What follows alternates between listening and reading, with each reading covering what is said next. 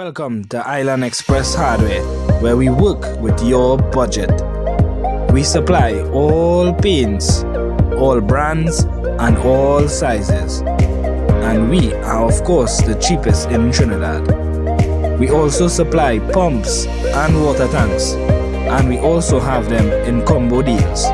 Visit us for the best friendly customer service. Need steel, beams, and purlins? We got that. We have top quality lats and boxing board, plyboards, gypsum boards, you name it. Do you love to fish? Have no fear, cause we have all the gears. Visit Island Express Hardware today, located at Rashid Avenue, Kakandi Road, Felicity Shogunas.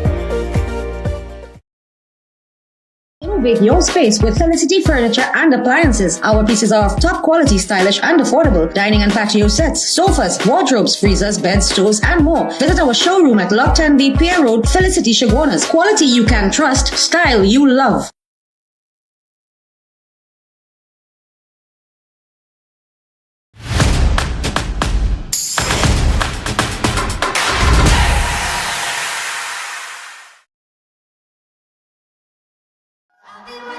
Welcome to Felicity Banquet Hall, where unforgettable memories are made.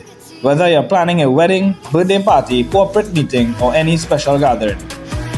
Why choose us? We are spacious, elegant, and fully air-conditioned hall. Customizable seating for up to 200 guests. Beautiful decor and lighting options. On-site kitchen and catering services. We are available 7 days a week. Located at Rashid Avenue, Kakandi Road, Felicity Shogunas. Call the number on the screen today and book now.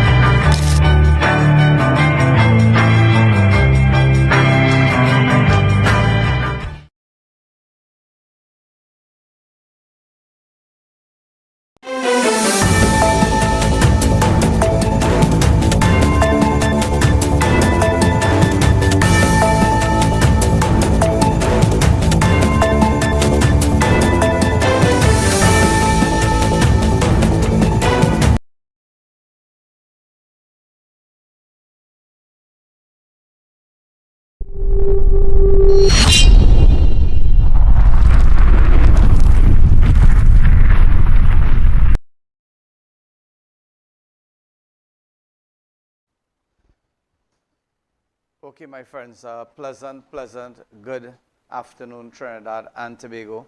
And those of you who are locked on to our program, Hardfacts, those of you who have been anticipating our program, Hardfacts, and maybe those of you who are having your lunch break at this point in time, and maybe there's something that you would like to discuss with us on our program, just want to invite you all to join me at 372-2129 and give me a call and let me know what transpired during the weekend in your communities. My friends, welcome to our program, Hardfacts, that is aired Mondays, Wednesdays, and Saturdays, starting time 12:15 in the afternoon. I'm your host, Imam Rashid Karim, and my friends, this week in our program, you're going to realize that a lot of things is happening when it comes to governmental issues. We're going to talk about it, and those of you who are locked on and maybe you would like to participate in our discussion, again, I invite you to call me live on studio, 372-2129. What I would request kindly is that those of you who are watching our program, we are live on YouTube, we are live on Facebook, we are live on TikTok, and we are live on Fire Stick. So again, you have that opportunity to share the video, let people know exactly what is taking place, let people know that they have a voice. Those people who have any situation, whether it be good, bad, or ugly, please call me, let me know what is going on so we could be able to address it properly. And you could be able to really and truly identify maybe the solutions, if there is any, in your midst. Maybe you can communicate with fellow residents and so forth, and suggestion can be made.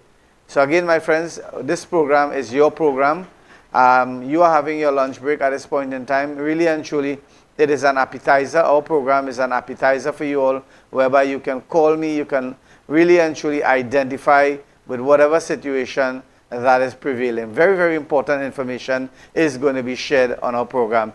The criminal elements really and truly have not changed. Government have changed. But when we look at the crime rate, we look at the criminal elements in our society, it has become more brazen. It has become more dastardly. It has become more aggressive. And something has to be done. And I am calling on this program, Hardfacts, and I'm calling on the Minister of Homeland Security. Things has to be done. You spoke about a lot of things during your campaign and a lot of things that you would like to initiate when it comes to saving our country, when it comes to protecting our hard-working citizens in our country. But again, we are not seeing any action taking place when it comes to Homeland Security at this point in time. So maybe, I don't know if you have plans, or maybe you are addressing it at a caucus level where you are discussing with the relevant agency. I don't know, we don't know. But all we are saying is that really and truly, it is going in 2 months now that this government has been in power, and we would like to see something happening aggressively when it comes to the criminal elements in our society. Very, very important. Director, pull up the videos just to highlight some of the crimes that took place during the course of this week. And the murder rate, again, has been accelerating. It was during the weekend, it was 190. I think it is around 195 at this point. Again, every single murder is too much. Right? As we open our program here, 4 men charged with attempted murder. 4 men charged with attempted murder. A Colombian hairdresser was raped, and that would have been around 3:40 a.m. in the morning. And a lot of questions, people are asking questions. Director, come back. Let me just discuss that a bit. No, you could leave it on the picture there. But what I'm saying is that just for discussion's sake, a lot of people, because I'm looking at the comments and I'm reading the comments when those posts were made, and people were asking the question, what is it that that woman was doing at 3:40 in the a.m. in the morning period outside? Again, Trinidad and Tobago, you know, and that's the reason why I want to stay there a bit, is simply because a lot of us today, we jumped to, hyper mode. We jumped to hyper mode, and you know what? We start printing and typing whatever run through our mind, and we don't really sit down and think, maybe, what about if she was seeking medical attention? What about if something had occurred? What about if there was an emergency? You know, people like to jump to conclusion. What is it that Colombian woman is doing outside there 3:40 in the a.m. in the morning period? And only one thing run in the people's mind, and it would have been totally negative. Continue, Director. Continue. Cops seek help to find missing man. This gentleman has been missing for a period of time. And again, my friends, the country is bleeding at this point. Families are waiting on him to return home. Maybe he's a father. Maybe he has been married and so forth. A lot of worried people, brothers, sisters, siblings, they are waiting on his return. So again, those of you who have information on this person who is missing, maybe you can call the nearest police station. Continue, Director. Now, Minister launched probe in youth farming program. Now, this is something that I want to just discuss a little bit. I want you all to come back to me, Director. Now, that is something that we want to discuss. A lot of programs, I tell you something, a lot of ghost programs took place in the past. Right? A lot of ghost programs took place in the past. Because I would have seen not only one time or 2 times, multiple times, initiatives were advised and advertised on media, asking for people to join farming program, join skill program, and so forth. Here it is, the Minister of Rural Development, I believe, and local government, that would have been, that is Minister Khadija Amin. She's calling on a probe, and that is something that is warranted. And I think that every dollar that is spent by the government should be accounted for. Because I tell you something, myself, and those of you who have private business, when we lost monies, when we lose monies by damages and by theft and by, maybe natural perils, it pains us a lot, because we have to work double time, triple time to accumulate or to get that type of monies to pay back for the damages. Now, tell us something, when it comes to government now, Government has been initiating a lot of programs, I would classify it as ghost programs because many, many millions and billions of dollars were spent in that duration of 10 years. And I tell you something, very little could be accounted for. And I still asking the question, you know, those monies that was ticketed via the penalty system, right? And it was collected by TT Post, where those monies are, where those money went. Right? I want to find out again, and I'm going to call again and constantly remind Trinidad and Tobago, because many of us today, we have kind of shallow memories, and you know, we tend to forget things very, very fast. Where is the property tax that was collected? I heard the last Minister of Finance said it was in a consolidated fund. I would like to find out which consolidated fund that monies were really and truly placed in, and what was the objective, and what was the purpose of putting it there. We have a caller on the line. Caller. Good day, Imam. Good day. Great show. Thank you. And I have a contribution I would like to make.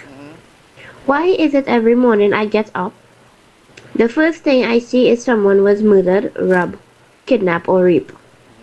Don't you think I would be scared for my life?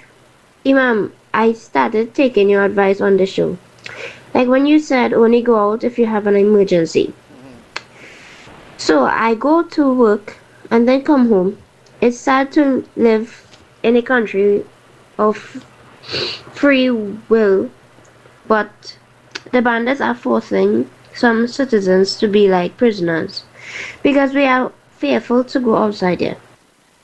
Okay. Thank you. Thank you, caller. Thank you very much. Now, exactly what I was explaining to the public about this time in our program and in the past. In the past, we have initiated a lot of different contribution, a lot of different advice were given, and one of those advice that were given on our program, as the young lady mentioned, go out only if you really and truly have the necessity and the need.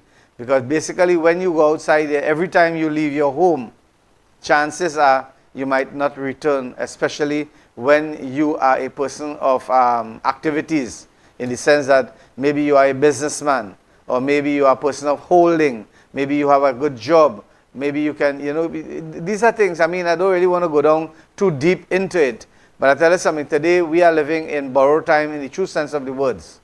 We are living in borrowed time because basically when we look at the government, and I'm not going to pressure the government, I'm not going to call them, because the past government were there 10 years, and it seems as though they became redundant in the true sense of the word, because they have become accustomed to the criminal elements ruling our town and doing what, you know, what they want, when they want, and how they want. And today, Trinidad and Tobago, we have a new government, and we are calling on the government of the day to really and truly initiate, you know, those programs that you mentioned in your manifesto pertaining to crime and border control.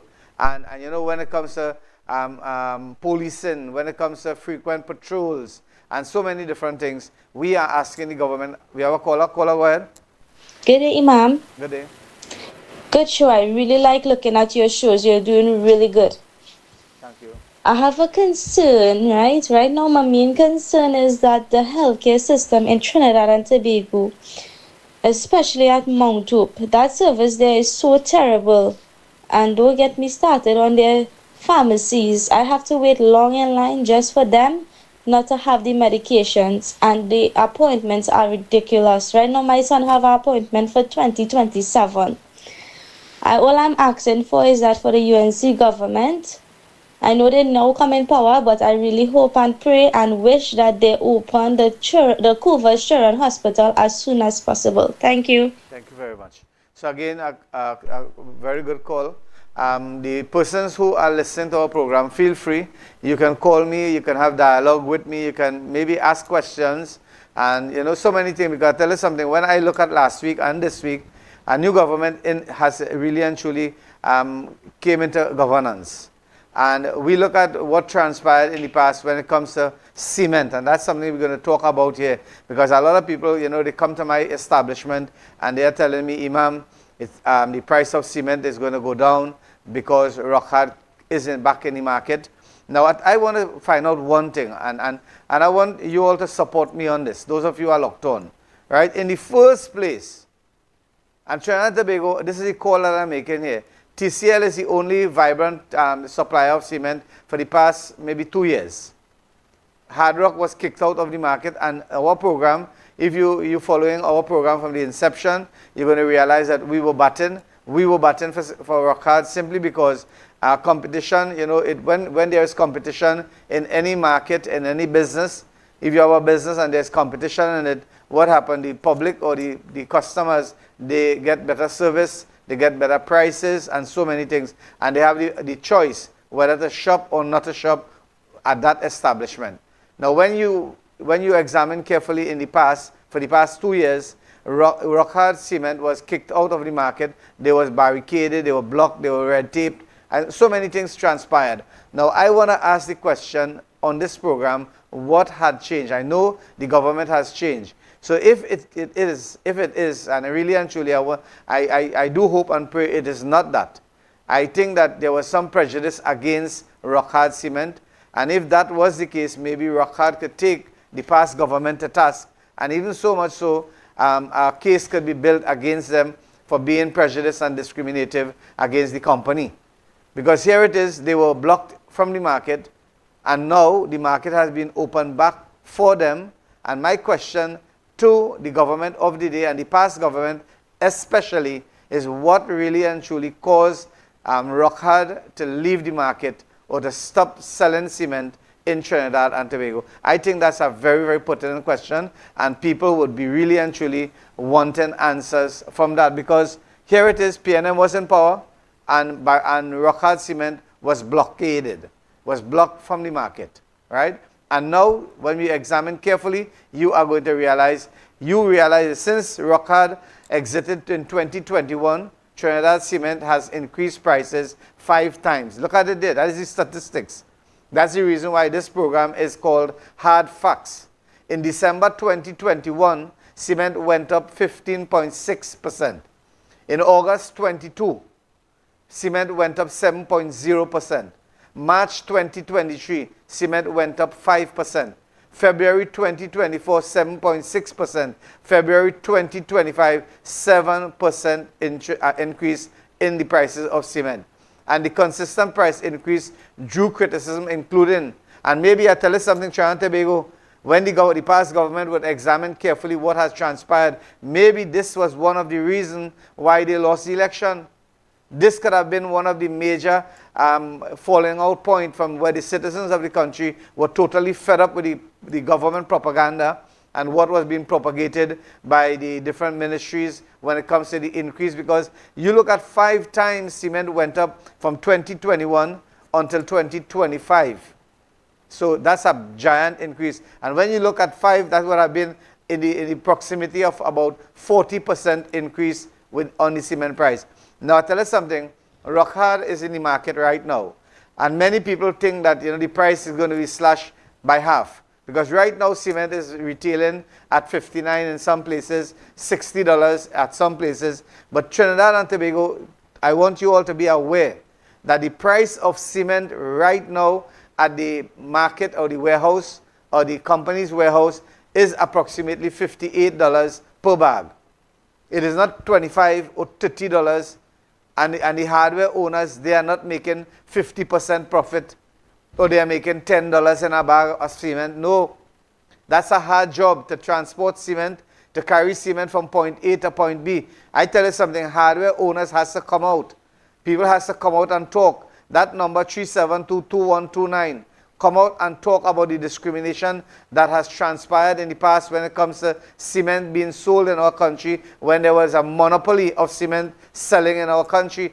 If a hardware owner say, look, I don't want to buy your cement, where would those individuals go to purchase cement? And you and I know cement is the only commodity really and truly that cements the relationship between a customer and the hardware. It is the lowest margin of profit that is derived and is the hardest work when it comes to selling.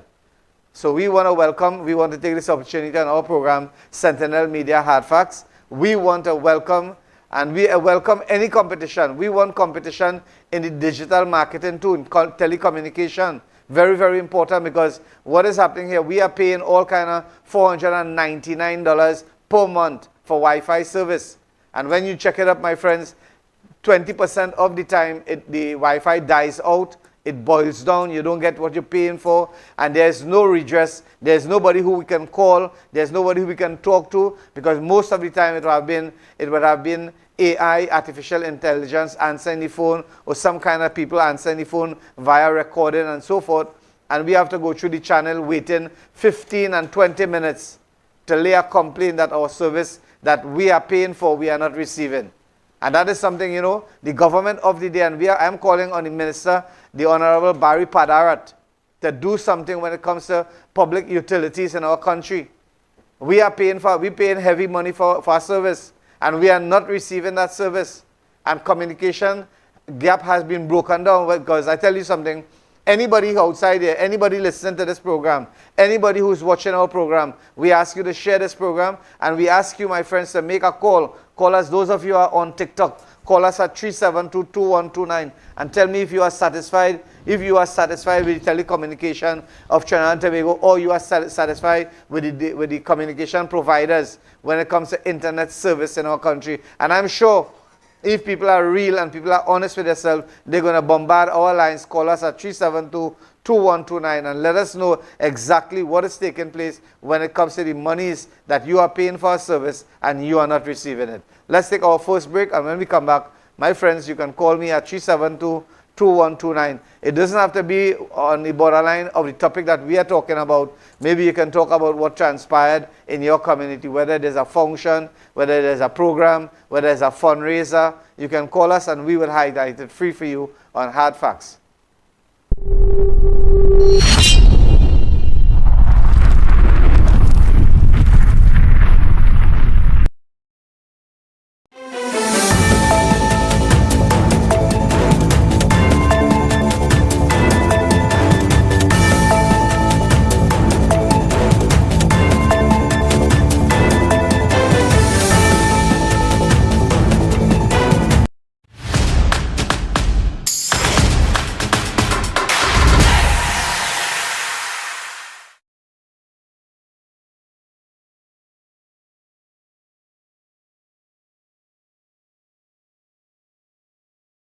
Welcome back to our program Hard Facts, that is aired Mondays, Wednesdays and Saturdays on Sentinel Media Broadcasting.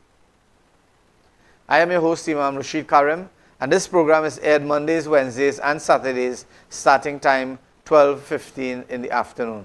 We ask you all for one favor, those of you who are locked on, share this video, let the public know, let Trinidad and Tobago welcome all those persons, whether it be in South America, whether it be in North America, whether it be in different parts of the world. My friends, we welcome you on board our program. Share this video and let people know that there is a voice. Your voice would be heard on this program, Hard Facts, Sentinel Media Broadcasting. As we continue on the crime, we saw a lot of things again. We saw last week a prison officer was shot via a drive-by. Now, prison officer shot in ambush recovering after surgery. Now, I'll tell you something. This country, if the Honorable, and I'm saying the Honorable Homeland Security Minister in the Ministry of Homeland Security, right, really and truly doesn't, create a task force with the prison authority, the fire service, the Coast Guard, the Army, and the TTPS. They need to do that. He need to bring everybody together and, form a joint task force. Come back to me, Director. A joint task force so that, we really and truly could benefit. Because a lot of money, when you look around and you look at the past spending, the budgetary allocation for national security, my friends, you're going to realize that a lot of money, that budget for security has been the largest budget. And you know something? We still find the criminal elements, they are really and truly have the upper hand when it comes to crime in our country. It's a simple thing. Trinidad is a very small place. Trinidad is a very, very small place. It has it has 5 divisions in our country. And let there be 5 commissioners of police.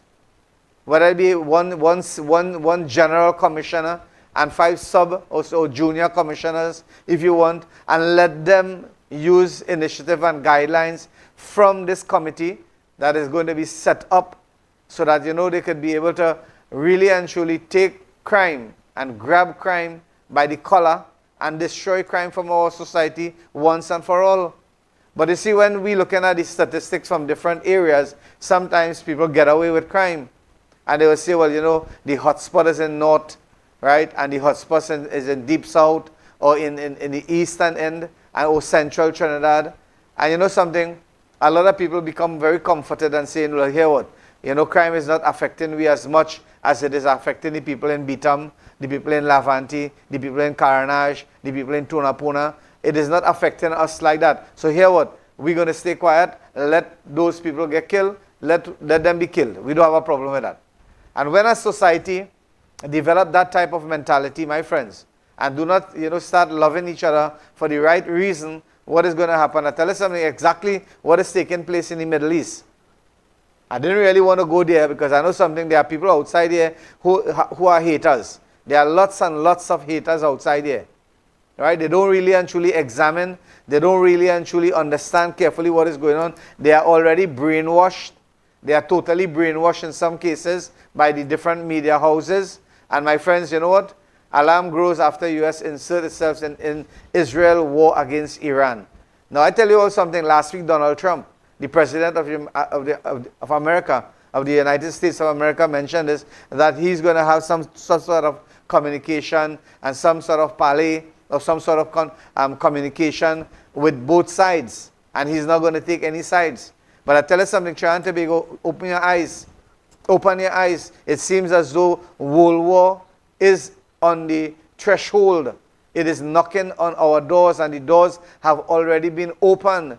It is really and truly sad to know for a fact that today our leaders, the leaders of the world, the leaders, and I'm using this for the leaders of the world, you can't trust them. A leader is supposed to be a good follower. A leader is one who's supposed to keep to his word. A leader should be a person of prime morality. A leader is supposed to be a man of spirituality, a man of great initiatives. If you say something, you should be governed by the words, your own words, a man of his words. And what we saw last week, my friends, right? The Prime Minister, the President, of America said that he's given Iran a 14 days ultimatum on maybe communication and so forth. And just as we saw there, bring it back, Director, let me just read exactly what has been bandied about in the international scenario. Alarm grows, right? Alarm grows after U.S. insert itself in Israel war against Iran. So I tell you something, Trinidad and Tobago, come back. Trinidad and Tobago, you all have to understand, not everything that glitters is gold. And I am telling you, if you are a leader and you have no word, people are not going to respect you. And you are going to fall to the bottom of the pit. You are going to fall.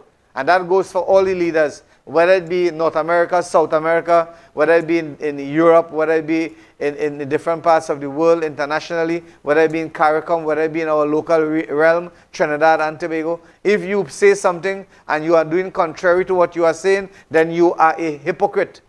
You are a big hypocrite. And that is what I'm saying on this program here today. If you say something, you should be the first. If you are saying something, like for example, if I am telling my son, hey, I don't want you smoking cigarette, and in my hand have a cigarette, but I tell my son don't smoke cigarette, that is a big hypocrisy. That's a sign of the highest hypocrisy anyone can have. You saying not to do something and you are doing it. My friends, come back to the crime again, Director. Crime in our country.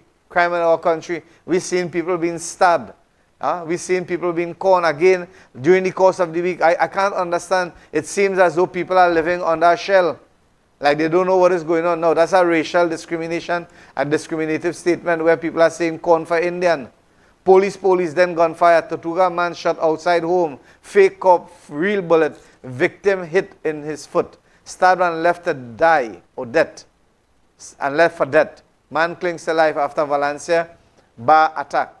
And people are sought for investigation in that crime. Alright, so Trinidad and Tobago again, as I was saying this, if good men and women remain silent crime and criminal elements in our society will prevail. We have to stand up, we have to talk. Sometimes it might be against you, sometimes it might be for you, but you have to stand up. What is real is real. What is harmful for one could be harmful for all. And we are not seeing that happening in our country.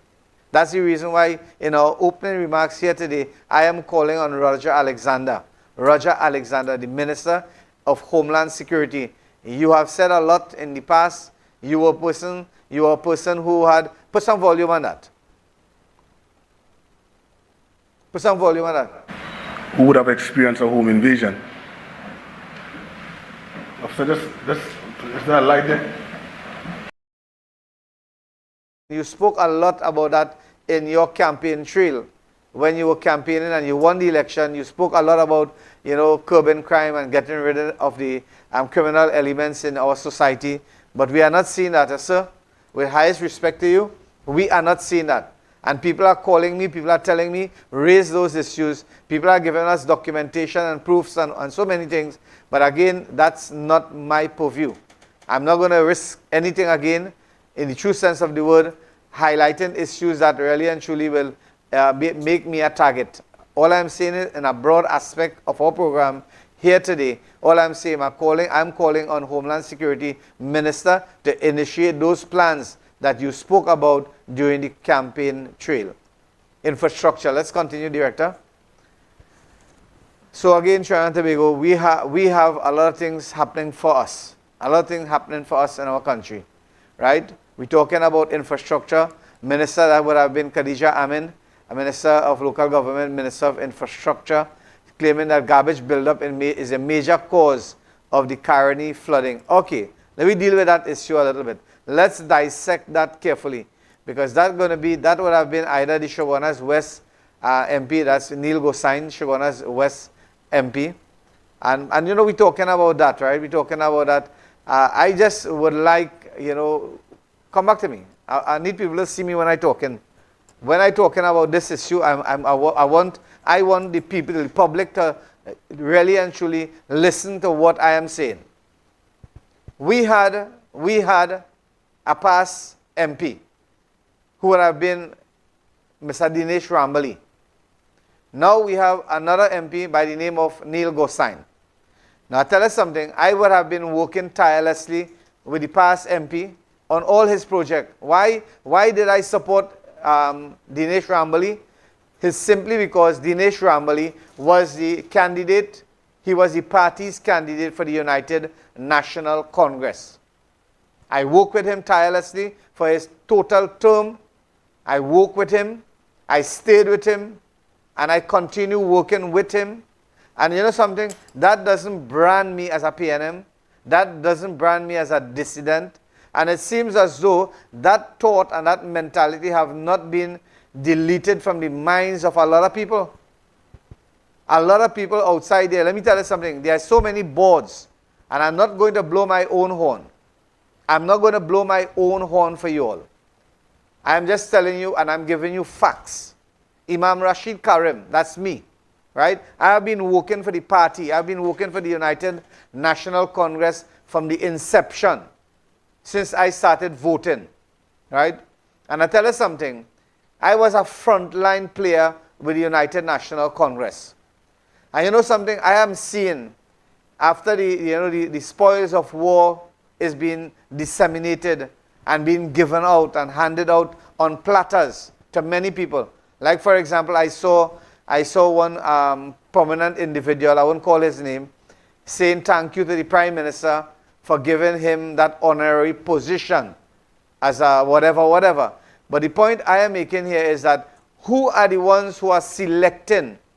Who are the ones who are selecting those boards?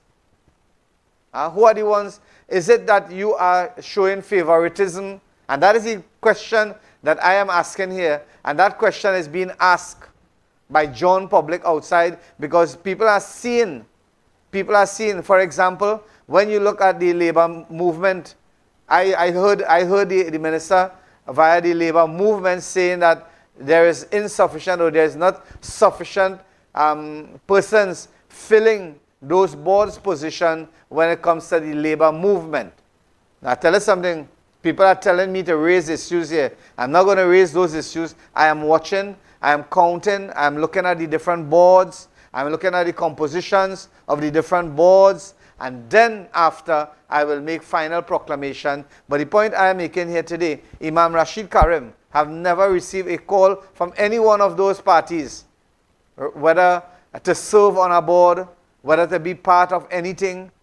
And knowing for a fact that I was a frontline individual working tirelessly for the party, it seems as though the selective committee really and truly is selective on who they are selecting, who they are calling to submit resume and so forth.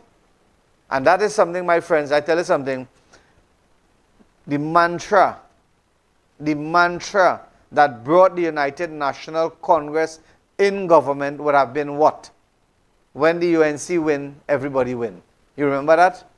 But a lot of people outside there is not winning. And they were people who were very much hard workers. They were extremely hard workers when it comes to activism and propagating the party and holding the party up, my friends. So don't brandish Imam Rashid Karim as a dissident and as a PNM. Not because you saw, many of you saw this, you saw Stuart Young. That's what I've been the Prime Minister of the country for that period of time when there was an Eid function at the Diplomatic Center and a photo was taken out with myself, Minister Kazim, and myself, Prime Minister Stuart Young, and Minister Kazim Hussein, and the entire Muslim community were present. And the photo was there, and it didn't demonstrate that I was UNC when director put up those videos. It didn't demonstrate the videos with the Honorable Prime Minister Kamala Prasad Bisasa in 101 different events, and it did not only that one photo that was taken out via the network, the media, and published in the Guardian newspaper, that brandished me and made me aligned to the PNM immediately. I think that is unfair dealing, unfair and prejudiced judgment, and I think, I'm telling you all this, I think that those activists who really and truly work hard, tirelessly, right, work hard and tirelessly, right, for the party on tremendous occasions. We're talking about 12 and 15 and 18 years, right? They should be recognized and they should be given their fair share of what's supposed to be given to people who have really and truly strive for country and for people. Right? I just want you all to know that. Right? So some of you might feel here, what, hey, Imam singing for his supper. I'm not singing for no supper. All I'm doing here is making the records straight. Making the records straight. I was integral. I was a forefront. I was a front runner when it comes to party politics in our country. I served at the highest level, that's the national executive of the United National Congress, for 3 terms. You understand? But again, it's up to you. It is up to the decision of the decision makers and the selective team of the committees that is selecting their different board members and chairpersons and so forth. I don't have a problem, select or not selected. But again, my friends, justice has to be served. Let's take a break, and when we come back, we're going to conclude on our program, Hard Facts.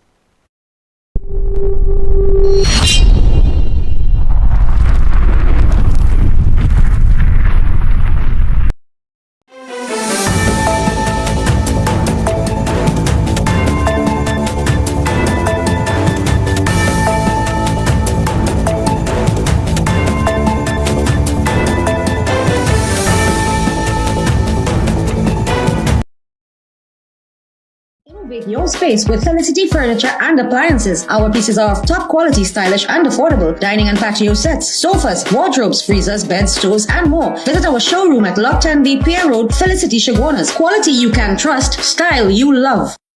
Welcome to Island Express Hardware, where we work with your budget. We supply all paints, all brands and all sizes. And we are of course the cheapest in Trinidad.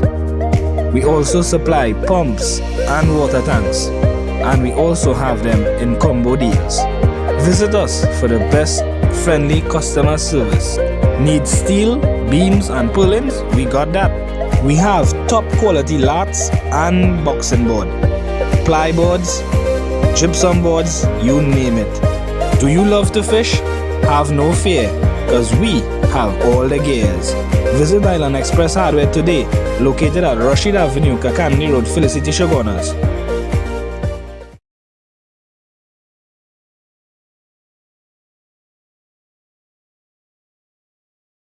Friends, welcome back to our program Hardfacts that is aired on Sentinel Media Broadcasting. I'm your host, Imam Rashid Karim. And again, my friends, this program is designed for you. It is geared for you, the normal, hard-working citizens of our country. Whether it be a complaint, whether it be a compliment, you can call me at 372-2129. Let's really and truly identify the challenges, the anomalies that is being perpetrated upon the citizens of our country by the criminal elements. And also, let us talk about the political scenarios. Let us talk about decision making. Let us talk about, I want to just congratulate the different boards. Director, I have a photo of the boards here. Pull up the boards. And this would have been the board that was appointed, the new WASA board. Right? I want to say congratulations to the board here, WASA board. Congratulations to the TNTech board. Congratulations to the board again. A lot of young people on the board. That's good. That's a good sign. Again, I'm calling on the Minister of Public Utilities and the Honorable Barry Padarat. Really and truly, there's a lot of things could be done when it comes to public utilities, and sometimes not necessarily the people with the degrees, right? The people with the BA and the MA should be on those boards. I think you should have people who are lay in the true sense of the word, who can understand via the common sense approach. Because I'll tell you something, let me give you an example. There was this one person who was a maths teacher, and this maths teacher taught, I would say, maybe 3/4 of central age people would have been, in my bracket would have been about 60, from 45 to 60 years old, right? And he would have taught them mathematics, right? Maths. And at least in common sense, he was a graduate. He was a graduate, he has his degree and so forth. But I tell you something, the thinking capacity and the mental capacity of those individuals, sometimes it is really and truly high at a different level. We sent him, right? We sent him to buy a 90-degree elbow. 90-degree elbow. And he didn't have, the hardware didn't have 90-degree elbow. And he came back with 245-degree elbow. Now the point of question here is that it is not a joke, it is not to humiliate anyone, but that is the frontline thinking of people with degree and so forth. And sometimes, the common sense approach is very important. You see the project, what is going on, understand the gravity of it. 245 wouldn't work, hence the reason we asked for a 90. And a 90 degrees will bring it closer to the wall, closer to the wall itself, so that you will get a better bend. Now, he didn't understand that because, the knowledge that he had really and truly lifted his thinking to that level. And that's the reason why I say not necessarily a person with a MA or a BA should be on those boards. Sometimes people with experience and credentials, right? Like, for example, you look at the past government, you saw a pharmacist. A pharmacist was the Minister of Health. He was the Minister of Health. Right? And a lot of people complained and said so and so and so. But he rallied with the government for the past 10 years. And he did it in the first tenure. And then if he wasn't doing a good job for that party, they would have changed him. And they kept him there. So the point, that's a point that I'm raising here. And an example that I am giving. Not necessarily people with degree alone should be in parliament. Do you understand? Because sometimes parliament need people who have the common sense approach, who could be able to dictate from a different angle. And that's the reason why I'm saying here today, those persons who are the selection committee of those boards. And I know for a fact that basically in any political scenario, a handful of people really makes the decision. You want to call them the cabal, you want to call them the hierarchy, whatever you want to call them. I'm telling you something, I know there's a few people. Decision is not made by a collective body. in many of those cases, because it goes down, it boils down, bottom line, to whether it be the political leader of the party or the prime minister of the party, and maybe some of those subordinates who function with the prime minister of the country. And those are the people who really make that selective decisions. So I am asking that, do not forget people who work hard, tirelessly. Do not forget people who are in the trenches, not because you think that they swayed. In my case, I stuck with Dinesh Rambali up to the end. Why? Because he was the representative, the party representative for the United National Congress. You understand? And that's the reason why the loyalty of Imam Rashid Karim remains right where it's supposed to. That is the United National Congress, the political entity and the vehicle that is in government today. So again, my friends, I'm just telling you, there are many people like me who is calling me.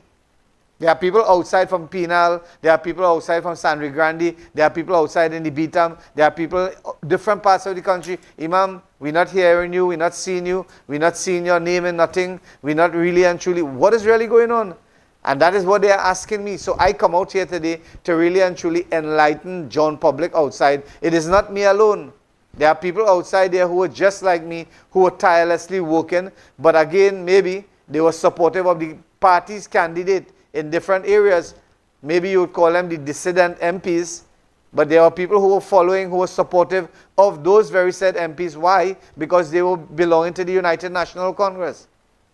They were members and party members of the United National Congress. Hence the reason they had attained our support, they attained our loyalty, and we maintained that. We didn't just jump like frogs.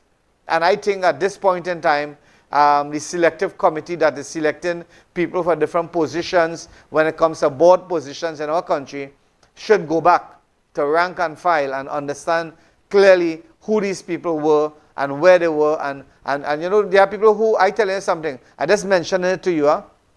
It is not no sour grapes approach. I'm just telling you, I am seeing people who were never around for many moons, many years. They were never around. And they are holding integral, they are holding lofty position presently. I am not angry. I'm not angry with that. But all I'm saying to the persons who are in charge of the selective committee, sit down and let your conscience drive you, let your conscience guide you, and understand that there were many people who were loyalists to the party. And they were even loyalists to the people who were selected by the party to represent the different constituency, whether it be Mayaro, whether it be Komoto, whether it be Tabakit, whether it be Shogunas West, right? Whether it be in Princestown, whether it be in any parts of the country. Those people were selected by the party, and the people who followed, they followed because the party dictated. So we should not be branded, we should not be sidelined, and we should not be thrown in the doghouse. Because I'll tell you something. Let me just give you an example before I close. Let me just give you an example. Right? We had waited for from 2010, 2015, in some cases 2015 to 25, 10 years in opposition. Now the government is in power. Right? And I just drawing a reference that these people who are hard-working activists, maybe they were supportive of the B side of the United National Congress, right? Do you all not think it is time that everybody should come together as one unit? Not because the PNM has fallen out of omission and commission at this time. Don't feel that people are going to stick and say that there's only one party in the country. There's times that you're going to need, because I tell you why I'm saying this. The UMA TNT and the IFST, we had a grand Eid dinner and arrival day program yesterday. We had a very big program yesterday, and many persons were invited.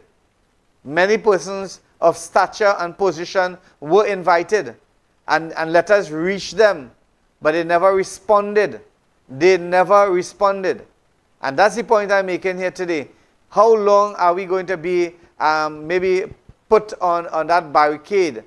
How long are we going to be thrust in that political doghouse if you want to call it that. Are we going to remain there for another 5 years in that very said stagnated position with you all not having any communication with activists who were supportive of the B side? Come back to me, Director. Right? So those of you who are locked on here, this is a real program. This is a live program. This is hard facts. This is real issues. This is what we are talking about. And I believe here that those persons who are in position, in governmental position at this point in time should reflect and look at the people who were tirelessly working, people who were doing their job. Maybe there were some people who were sidelined. As I said, maybe some people were out of the radar. Some people was out of the grid for a period of time. Right? But again, you examine carefully. When you look at the present government, you are looking at the present government, and you look at some of those ministers, and you look at the level of criticism that they meted and they gave to the political leader who is the Prime Minister today. You look at what they have said against her credential and her credibility, and they are holding lofty position today. Why? Why it is that people who have never really and truly come out in the open and said anything negative, why it is that they are still placed in that political doghouse? Now these are things, these are food for thought. These are food for thought that I'm throwing outside there. And if there are people outside, I want to tell you all something. I just want to ask the question now. If these very said people, if these very said people say, well, here what? We are going to form another party, or we're going to join another party. What is it you're going to do? You're going to say, well, here what? You know something? We know that. We know that there was not UNC, or there was that, or there was the next. No, you can't do that. You can't dictate the pace. Maybe you have to examine carefully. You are the reason why people are making bad decisions. Right? So I'm just leaving you all with that food for thought.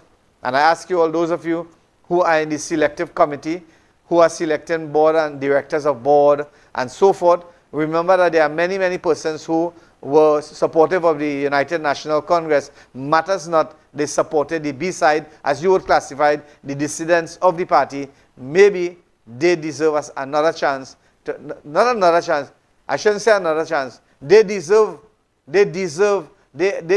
positions, just like anybody else, in the government of the day, number one, and in serving so that people can be represented properly in our country. I'm just leaving that for you all to understand, digest it. Those of you who would like to call me, reach me later during the course of the day to have further discussion on this, or even so much so, you would like to come on our program, you can call me, book a slot here, 372-2129, and let us talk. Don't call me and push quietly. Let us debate it, because maybe the selective committee doesn't understand clearly what they are doing, and people are seeing and people are looking. And as I close, don't look at the toothpick in another person's eye. Right? Don't look at the toothpick in another person's eye. Start looking at the log in your own eye. So I'm leaving you all with that. My friends, those of you who are locked on, I thank you all very much for watching our program. I thank you all for the support that you have given us. Yesterday we had a bumper program. Director, just pull up that there. I want to give a heartfelt thanks to those persons who supported the IFST Eid dinner yesterday. Those persons who supported our program yesterday, we had approximately 220 persons in attendance. That's a large crowd. Now this photo, you might see some empty chairs there. That would have been taken out in the beginning. That would have been taken out in the beginning of the show when people were coming. You knew, many of you would realize that the weather was a bit inclement. People were calling me and said, Imam, we've come in, but we come in a little bit late. The rain is falling here. It is set up in Deep South. People like in San Juan and all those areas, they were calling to ask me, Imam, if the dinner is still on, because the area was so cloudy. So Sentinel Media wants to say congratulations to everyone who participated in our IFSC Eid dinner celebration. We thank you for the massive and successful turnout. And that is from the board. I'm the chairman of that board. Board of directors. We are thanking you wholeheartedly. And we mentioned that there is a home, there's a building that we are putting up to house battered women and broken families. That home is going to be initiated. The foundation have already been started. And anyone outside there who would like to be part and parcel of the volunteer services that could be rendered to families, broken home families, and battered women, and battered men, and so forth, and even the elderly in our community.